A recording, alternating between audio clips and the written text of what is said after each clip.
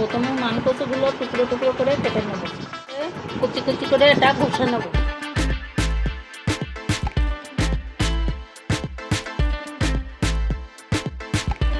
কচুটা কুড়ানো হয়ে গেছে, এবার শিলে বেটে নেব মিহি করে।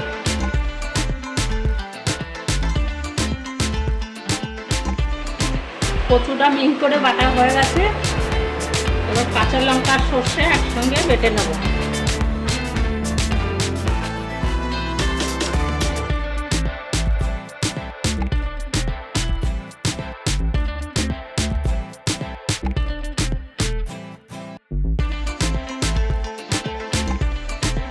একসঙ্গে মিশিয়ে নেব।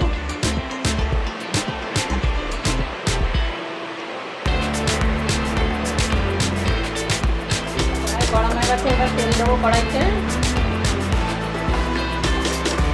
কালো জিরে ফোড়ন দেবো। কচুটা এবার তেলের মধ্যে দিয়ে দিলাম। হলুদ দিয়ে দেবো।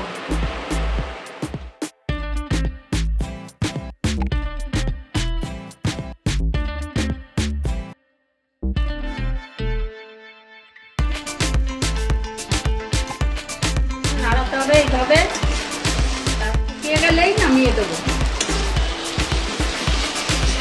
কচুটা হয়ে গেছে, এবার নামিয়ে দেবো। এইভাবে একবার করে দেখবেন, গরম ভাতের সঙ্গে খেতে খুব ভালো লাগে।